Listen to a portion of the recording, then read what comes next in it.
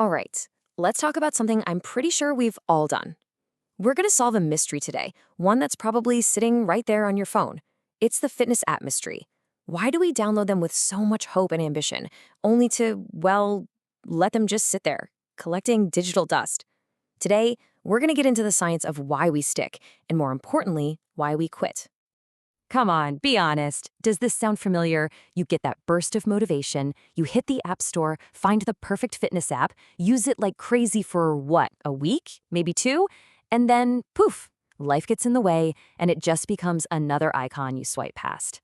It's not just you, I promise. This is a massive, industry-wide thing. And in the tech world, they have a name for this. It's called the leaky bucket problem. Imagine app developers pouring millions of downloads, that's the water, into a bucket. But the bucket is full of holes, and users just leak right out. It's a huge headache for the app industry for sure, but it's also super frustrating for us, right? Because when we abandon the app, we're usually abandoning our goals too. So yeah, what is going on here? It's this weird paradox. We've got the technology, we've got the desire, at least at first. So what's the missing ingredient? Well, that's exactly what we're going to find out.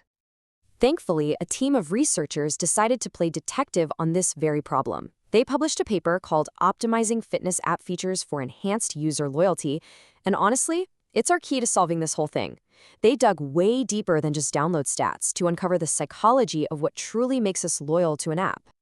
So, who are these investigators? Let's give them a proper shout out. We've got Suvik Roy, Ankit Keshawani, Sanjit K. Roy, and Kartikeya Bowler.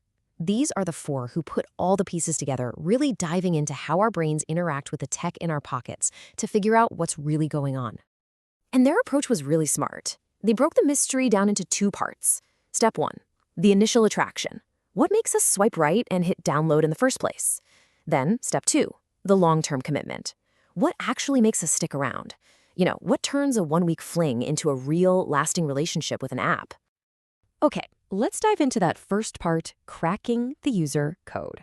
Because before you can understand loyalty, you have to understand that very first choice we all make in the App Store. So for their first study, the researchers got 250 people and basically had them play a game of Would You Rather for fitness apps. It's a scientific method called conjoint analysis, but that's really what it is. They'd show people different combinations of features, like a personalized app that costs money versus a free generic one. And by seeing what people chose over and over, they could figure out what we really care about most. And what they found is kind of a big deal. Check this out. The number one thing that drives our choice? App functionality. It's not even close. It makes up almost half of our decision. And you know what's way down at the bottom of the list? The price.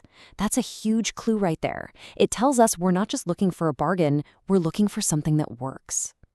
So what does functionality even mean to us? Well, this study breaks it down perfectly. People overwhelmingly preferred workout planners over what they called exercise books. Think about it. An exercise book is just a list of moves, a digital textbook.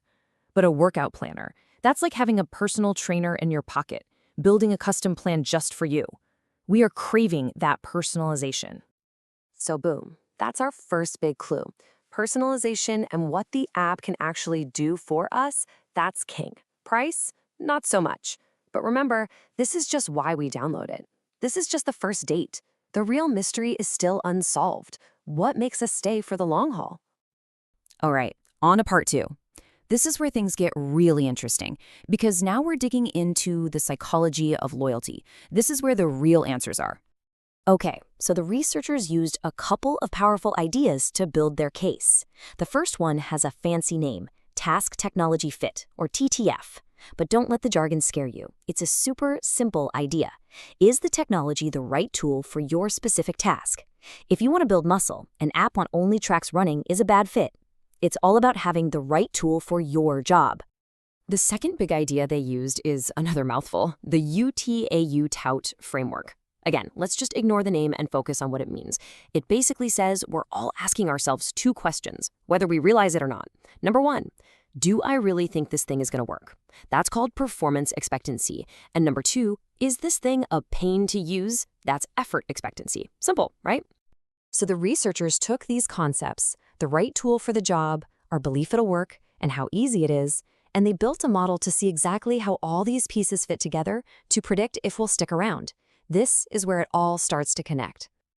And here's the first aha moment. They found that a good task technology fit directly boosts your belief that the app will work. It makes total sense, right? When you feel like an app was literally made for your goals, your confidence that it will actually deliver results just skyrockets. And that belief, it's like rocket fuel. The model shows when you believe an app will get you results and it's super easy to use, your intention to stick with it just explodes. It's that magic combination, that 1-2 punch. I think this will work, and this is not a hassle. That's the sweet spot. But okay, what's the single most powerful factor that predicts if you'll actually keep opening that app day after day? Well, the numbers don't lie. Look at this. Task Tech Fit is the undisputed champion. It's more powerful than anything else. Having the right features is the whole ballgame. Of course, your intention to use it is a close second. And you can see other things matter too, like having good tech support, what they call facilitating conditions. So, you put all of these clues together. How much of the mystery does it solve? Over half. 55.2% to be exact. Think about that. These few key psychological factors can explain more than half of the reason why someone sticks with a fitness app. That's not just a clue, that's practically solving the case.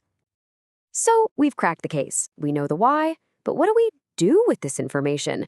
Let's talk about the blueprint. What does this science mean for actually sticking to our goals? The insights here are super practical, both for the people making the apps and for us using them. For developers, the answer is clear. Stop worrying so much about being the cheapest. Focus on being the most personal. Make your app intuitive and have good customer support.